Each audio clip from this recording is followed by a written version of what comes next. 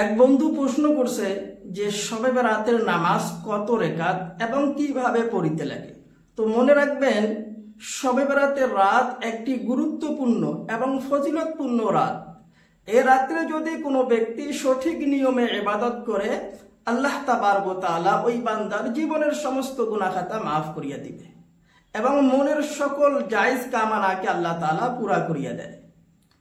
আরো একটা কথা মনে রাখবেন, শবে বরাতের খুব ফজিলত এসেছে হাদিসের মধ্যে, কিন্তু শবে বরাতের কোনো নির্দিষ্ট নামাজ নাই যে এত রেকাত নামাজ পড়তে হবে, এই নিয়মে পড়তে হবে, এই সূরা দিয়ে পড়তে হবে, এই বিষয়ে কোনো রিওয়ায়াত পাওয়া যায় না।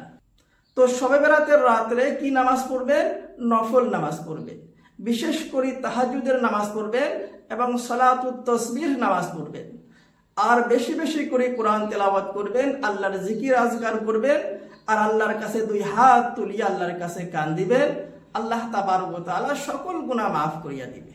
ভিডিওটি শেয়ার করবেন, যারা জানে না তাদেরকে জানার সুযোগ করে দিবেন।